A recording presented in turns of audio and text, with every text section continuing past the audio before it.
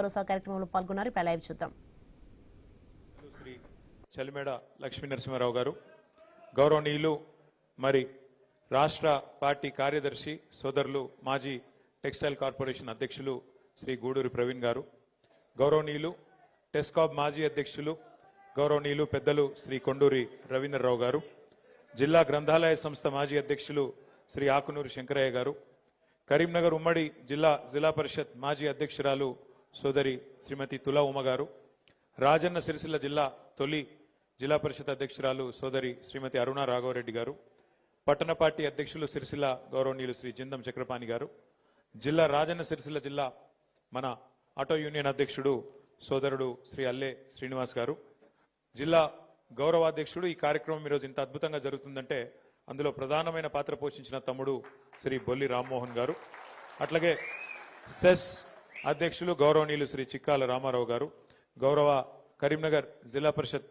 సిరిసిల్ల జిల్లా పరిషత్ మాజీ ఉపాధ్యక్షులు సోదరుడు సిద్ధం వేణు గారు, అట్లాగే మా తమ్ముడు వెంగల శ్రీనివాస్ గారు, అట్లాగే మన ఈ జిల్లాలోని వివిధ మండలాల నుంచి ఇక్కడికి విచ్చేసిన తంగలపల్లి మండలాధ్యక్షుడు సోదరుడు నాగరాజు గారు, పులి నాగరాజు గారు, ఎల్లారెడ్డిపేట మండలాధ్యక్షుడు సోదరుడు కారప్పూడి శ్రీనివాస్ గారు, గంభీరావుపేట మండలాధ్యక్షుడు ఖాన్బాయ్ గారు, వీర్నపల్లి మండలాధ్యక్షుడు గొడుగు సంజీవ్ గారు, కోనరావుపేట మండలాధ్యక్షుడు వీరమల్ల బాపురెడ్డి గారు, ముస్తాబాద్ మండలాధ్యక్షుడు బాలెల్లు గౌడ్ గారు, ఇల్లంతకుంట మండలాధ్యక్షుడు ఇమ్రాన్ బాయ్ గారు, వేములవాడ మండలాధ్యక్షుడు సయ్యద్ ఉమార్ గారు, తంగళ్లపల్లి అధ్యక్షుడు తమ్ముడు ఎరకల రమేష్ గారు, సిరిసిల్ల లోకల్ 1 అడ్డా అధ్యక్షుడు సతీష్ గారు, అట్లాగే సిరిసిల్ల టు వెంకటాపూర్ అధ్యక్షుడు సతీష్ గారు, వేములవాడ అధ్యక్షుడు మరి దేవరాజ్ గారు, ఇంకా పేరు పేరున ఈరోజు ఈ కార్యక్రమంలో పాల్పంచుకుంటున్న మా ఆటో అన్నదమ్ములందరికీ హృదయపూర్వకంగా నమస్కారం తెలియజేసుకుంటున్నా.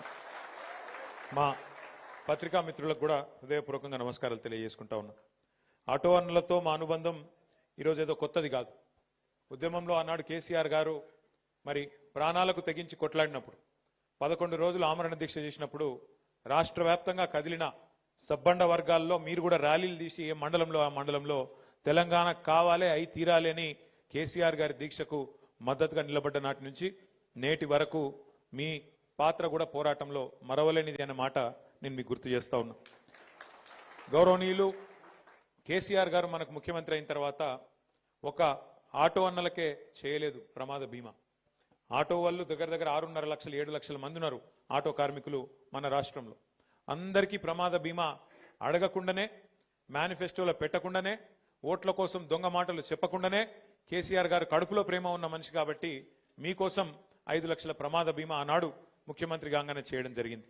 కానీ ఒక ఆటో అన్నలకు మాత్రమే కాదు, అసంఘటిత రంగంలో ఉండే కార్మికులు, వ్యాన్ నడుపుకునేటోళ్ళు కావచ్చు, జీపు నడుపుకుంటోళ్ళు కావచ్చు, ట్రాక్టర్ నడుపుకుంటోళ్ళు కావచ్చు, టాక్సీ నడుపుకుంటోళ్ళు కావచ్చు, అట్లాగే లారీ నడిపేటోళ్ళు కావచ్చు, దగ్గర మొత్తం రాష్ట్రంలో తెలంగాణలో 13.5 లక్షల మంది అసంఘటిత రంగంలో ఉండే డ్రైవర్లకు, ఆటో డ్రైవర్ కావచ్చు లేదా ఇతర రంగాల్లో ఉండే ఇంతకుముందు నేను చెప్పినట్టు jeep, lorry, taxi, van, tractor అందరికీ కూడా 5 లక్షల ప్రమాద బీమా కల్పించిన నాయకుడు మన నాయకుడు కేసీఆర్ గారు అన్న మాట నేను మీకు గుర్తు చేస్తా ఉన్నా. ఒక కార్మికులకే కాదు, మీరు ఒకసారి గుర్తు తెచ్చుకోండి, భారతదేశంలో ఎక్కడ లేదు రైతు బీమా.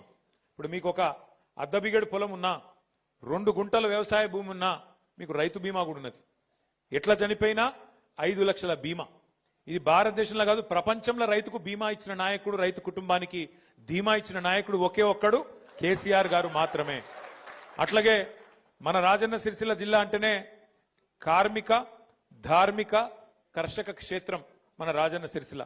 ఇక్కడ నేత కార్మికులు ఉంటారు, ఇంకా పెద్ద ఎత్తున ఇతర రంగాల కార్మికులు ఉంటారు, కర్షకులు అంటే రైతులు ఉంటారు పెద్ద ఎత్తున, అట్లాగే ధార్మికులు, మన వేములవాడ రాజన్నను దర్శించుకునేందుకు వచ్చే ధార్మికులు ఎంతో మంది ఉంటారు.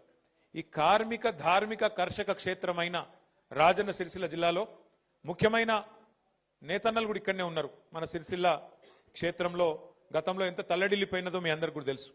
ఎట్లా ఎంతమంది చచ్చిపోయినారు, ఎంతమంది ఆత్మహత్యలు చేసుకున్నారో కూడా మీకు తెలుసు. అందుకే భారతదేశంలో ఎక్కడ లేదు, మొట్టమొదటిసారి నేతన్నకు కూడా బీమా పెట్టిన నాయకుడు మన నాయకుడు ఎవరు? కేసీఆర్. అట్లాగే గౌడన్నకు బీమా ఇచ్చిండు, గీత కార్మికులకు బీమా ఇచ్చిండు కేసీఆర్ గారు. డ్రైవర్లకు, నేతన్నలకు, రైతన్నలకు, గౌడన్నలకు అందరికీ బీమా సౌకర్యం కల్పించిండు. మొన్న పోయిన ఎలక్షన్లా ఒక హామీ ఇచ్చిండు. సరే మనం ఓడిపోయిన మీయాల, లేకపోతే ఆ రోజు ఇచ్చిన హామీ ఏంటంటే కేసీఆర్ బీమా, రాష్ట్రంలో ప్రతి కుటుంబానికి బీమా ఇస్తా అని చెప్పిన నాయకుడు కేసీఆర్ గారు. నిజానికి ఈసారి కేసీఆర్ గారు గెలిచుంటే, ఇప్పటి గెలిచుంటే మూడోసారి ముఖ్యమంత్రి అయింటే ప్రతి ఇంటికి ప్రతి కుటుంబానికి కూడా ఈ పాటికి బీమా వచ్చేది. కేసీఆర్ గారు గెలిచింటే ఇంకా చాలా జరుగుతుండే. ఈ పాటికే పెన్షన్ 4,000 అవుతుండే, ఈ పాటికే మరి రైతు భరోసా, రైతు బంధు పెరుగుతుండే, ఇంకా చాలా జరుగుతుండే. సరే అది పక్కకు పెడదాం ఒక నిమిషం. అట్లాగే మీకు తెలుసు మన సిరిసిల్లలో, మన వేములవాడలో, మన జిల్లాలో ఇల్లంతకుంటలో, బోయినపల్లిలో ప్రతి ఇంట్లో ఇప్పుడు మీరు ఇక్కడ ఆటో డ్రైవర్లు మీరు ఇక్కడ ఉన్నారు, మీ ఇంట్లో చాలా దగ్గర 80-90% ఇళ్లల్లో లేడీస్ బీడీలు చుడతారు. కరెక్టా నేను చెప్పేది? బీడీలు చుడతారు. బీడీలు చుట్టే ఆడబిడ్డలకు భారతదేశంలో ఎక్కడ పెన్షన్ లేదు. బీడీలు చుట్టే ఆడబిడ్డలు 4.5 లక్షల మందికి ఇవాళ 2,000 రూపాయల పెన్షన్ ఇస్తున్న ఒకే ఒక్క నాయకుడు మన నాయకుడు కేసీఆర్ గారు అన్న మాట నేను గుర్తు చేస్తున్నా. ఎందుకు చెప్తున్నా అంటే కేసీఆర్ గారు కార్మిక పక్షపాతి. ఆయన మొదటి నుంచి కార్మికులకు అండగా నిలబడ్డ వ్యక్తి. ఏ రంగమైనా, నేతన్న కావచ్చు, గీతన్న కావచ్చు, ఆటో అన్న కావచ్చు, లేదా బీడీలు చుట్టే ఆడబిడ్డ కావచ్చు, అందరినీ కడుపులో పెట్టుకొని చూసుకున్నాడు కేసీఆర్ గారు. సరే ఇవాళ అట్లాంటి కేసీఆర్ గారిని మనం గవర్నమెంట్లో కాపాడుకోలేకపోయినాం, అది మన బ్యాడ్ లక్. కానీ ఇవాళ 2 ఏళ్ళు అయిపోయింది, అందరికి అన్ని విషయాలు అర్థమవుతున్నాయి. ఇప్పుడు వీళ్ళు వాళ్ళని కాదు, ఎక్కడైనా సరే అందరికి అన్ని విషయాలు అర్థమైనాయి. మార్పు అని చెప్పి మోసం ఎట్లుంటుందో అర్థమయ్యింది. మార్పు అంటే ఇప్పుడు ఎదురు చూస్తాను అందరు, ఎప్పుడు ఎలక్షన్ వస్తుందా, ఎప్పుడు మళ్ళా కేసీఆర్ గారిని తిరిగి తెచ్చుకుందామా అనే ఆలోచన ఇలా తెలంగాణలోని ప్రతి బిడ్డకు, ప్రతి కుటుంబంలో ఉండే ప్రతి అన్నకు, ప్రతి తమ్మునికి ఉన్న మాట వాస్తవం. ఇంకొక మాట నేను మీకు గుర్తు చేస్తున్నా. నేను మొన్న జూబ్లీహిల్స్ ఎలక్షన్ అయింది, నేను ఆడ ప్రచారం చేస్తున్నా. ఒకరోజు మీ ఆటో అన్నలకు అండగా నిలబడాలి, ఈ ప్రభుత్వానికి సిగ్గొచ్చేటట్టు ఒకరోజు అందరం కలిసి ఆటో ఎక్కుదాం, ఎక్కి ఆ ఆటో అన్నలతో వాళ్ళ స్థితిగతుల గురించి మాట్లాడదాం. మరి 162 మంది ఇప్పటికే ఆత్మహత్య చేసుకున్నారు. ఒక మా తమ్ముడు సతీష్ లెక్క ఇంకా కొంతమంది సరే ఆ ఆత్మహత్య ప్రయత్నం చేసి కూడా అదృష్టం బాగుండి బతికినరు. అట్లా ఎంతో మంది ఆగమాగం అయిపోయినరు జీవితాలు. వాళ్ళకు అండగా నిలబడాలి, ప్రభుత్వానికి సిగ్గు తెప్పియాలని చెప్పి హైదరాబాద్లో నేను కూడా ఆటో ఎక్కితే గమ్మత్ కథ ఇది, మీరు వినాలి. ఎంత గమ్మత్ అంటే నేను ఆటో ఎక్కిన, ఆయన అడిగిన, బాయ్సాబ్ ఏం బాయ్సాబ్ నీ పేరేంది అన్న. సార్ నా పేరు మష్రత్ అలీ సార్ అన్నాడు. ఎవరు తెలుసా ఈ మష్రత్ అలీ? ఈ మష్రత్ అలీ అంటే ఆయన ఎవరంటే, ఈయనకు మన గవర్నమెంట్ ఉన్నప్పుడు, కాంగ్రెస్ ఇంకా అప్పుడు అపోజిషన్ ఉన్నప్పుడు ఈ మష్రత్ అలీకి 2 ఆటోలు ఉండే. ఆయన ఓనరు, 2 ఆటోలకు ఓనర్ ఉండే ఆయన. అయితే ఈ మష్రత్ అలీ గారి ఆటోలోనే రాహుల్ గాంధీ ఎక్కిండు ఇది వరకు, ఇది ఎలక్షన్లకు మునుపు. ఆయన కూడా ఎలక్షన్లకు మునుపు ఆటో ఎక్కి తిరిగిండు. మీకు ఇది ఇస్తాం, అది ఇస్తాం, నెలకు 1000 రూపాయలు ఇస్తాం, అల్లం బెల్లం అని మాటలు చెప్పి రాహుల్ గాంధీ, రేవంత్ రెడ్డి చెప్పిన మాట కూడా కాదు, రాహుల్ గాంధీ చెప్పిండు మీకు మంచి చేస్తాం, మమ్మల్ని గెలిపియండి అని. ఇదే మష్రత్ అలీ ఆటో ఎక్కిండు. అయితే ఆ బాయ్సాబ్తో మాట్లాడుకుంటే నేను పోతున్నా. మరి ఏంది బాయ్సాబ్ నువ్వు ఇప్పుడు ఏం చేస్తున్నావు అన్న. ఏం చేస్తా సార్, నాకు మీ గవర్నమెంట్ ఉన్నప్పుడు 2 ఆటోలు నాయి ఉండే సొంతం, ఇలా కిరాయి ఆటో నడుపుతున్నా సార్, 2 ఆటోలు అమ్ముకున్నాయి, ఇలా కిరాయి ఆటో నడుపుతున్నా అని చెప్పింది. ఇది ఎందుకు చెప్తున్నా మీకంటే, కేసీఆర్ గవర్నమెంట్లో మనం హైదరాబాద్లో ఒక స్కీమ్ పెట్టినాం, డ్రైవర్ టు ఓనర్ అనే స్కీమ్ పెట్టినాం. మనం డ్రైవర్లను ఓనర్లు చేయాలి అని చెప్పి మరి రకరకాల కార్పొరేషన్లకు వెళ్ళి లోన్లు ఇచ్చి డ్రైవర్లను ఓనర్లు చేస్తూ దగ్గర 15,000 ఆటోలు కేసీఆర్ గారి ప్రభుత్వంలో ఉన్నప్పుడు ఇచ్చినాం. ఆ రోజేమో డ్రైవర్ టు ఓనర్, ఇవాళ ఏంది పరిస్థితి, ఓనర్ టు డ్రైవర్. ఇక మార్పు అంటే ఇట్లుండదు మార్పు. ఓనర్లు డ్రైవర్లు అయ్యే పరిస్థితి. మరి కేసీఆర్ గారి గవర్నమెంట్లో మంచిగా దర్జాగా బతికిన వాళ్ళు ఇవాళ దిక్కులు చూసే పరిస్థితి వచ్చిందంటే ఇది ఏ రకంగా ఉంది ఈ ప్రభుత్వం, దయచేసి మీరు ఆలోచించాలని కోరుతా ఉన్నా. ఇంకొక మాట కూడా నేను మీకు గుర్తు చేస్తున్నా. ఇవాళ ఏ ఒక్క వర్గం కూడా ఈ రాష్ట్రంలో కాంగ్రెస్ చేతిలో, రేవంత్ రెడ్డి చేతిలో, రాహుల్ గాంధీ చేతిలో మోసపోని వర్గం ఒక్కటి కూడా లేదు. అందరికీ అబద్ధాలు చెప్పి గెలిచి వచ్చింది. రైతులకు చెప్పిన కథలు, కేసీఆర్ 10,000 ఇస్తుండా, నేను 15,000 ఇస్తా. కేసీఆర్ ₹1,00,000 రుణం మాఫీ చేసిండా, నేను 2 లక్షలు చేస్తా. కేసీఆర్ కౌలు రైతులను పట్టించుకుంటలేడు, నేను కౌలు రైతులకు కూడా రైతు బంధు ఇస్తా, అసలు రైతుకి ఎంత ఇస్తానో కౌలు రైతు కూడా గంతే ఇస్తా అని 22 లక్షల మంది కౌలు రైతులకు ఉత్తరం మరి రాసిండ్రు. పంటల మీద బోనస్ ఇస్తా అన్నాడు, 500 రూపాయలు క్వింటాల్కు బోనస్ అన్నాడు. ఒక్కటన నెరవేర్చిండా ఇప్పటికీ? రైతు రుణమాఫీ గాలే, ఏదో అరకొర చారణ చేసిండు, బారణ గాలే.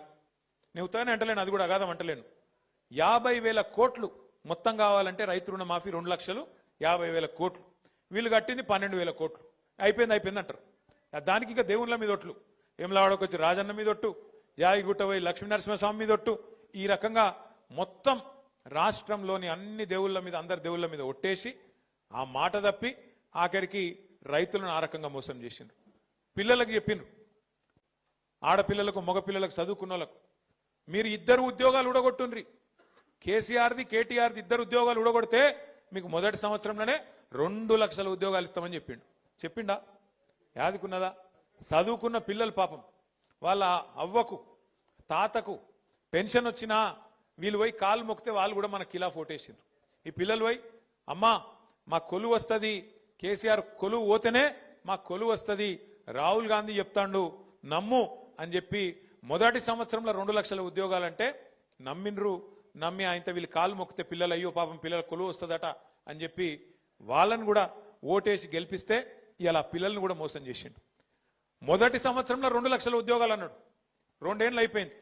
2 ఏళ్ళు కలిపి కూడా ఇప్పటికే 6-7 వేల ఉద్యోగాలు కూడా ఇయ్యలే రేవంత్ రెడ్డి. గతంలో మనం ఇచ్చిన ఉద్యోగాలకి ఇలా ఈయన కాగితాలు ఇచ్చుకుంటా అవి నేను ఇచ్చినా అని అబద్ధం చెప్తా ఉన్నాడు. అట్లాగే రైతులను మోసం, మగపిల్లలను మోసం, ఆడపిల్లలను మోసం, మహిళల్ని కూడా మోసం చేసిండు. ఎన్ని కథలు చెప్పిండు మహిళలకు. అమ్మా సోనియమ్మ చెప్పింది డిసెంబర్ నుంచే ఇస్తా, 2,500 ఇస్తా మీకు, మహాలక్ష్మి ఇంటింటికి ఇస్తా అని చెప్పి అత్తకు 4,000, కోడలకు 2,500 ఇస్తా అని చెప్పి రాష్ట్రంలో ఉండే 1,67,00,000 మంది ఆడబిడ్డల్ని అందరినీ మోసం చేసిండు. వాళ్ళ ఏ ఒక్కరికి కూడా 2 ఏళ్ల తర్వాత కూడా ₹1 ఇచ్చింది లేదు. మీదికెళ్ళి పెద్ద పెద్ద మాటలు చెప్తుండు. మహిళలందరినీ 1,00,00,000 మంది మహిళలనట, 1,00,00,000 మంది మహిళల్ని కోటీశ్వరులు చేస్తా అంటుండు.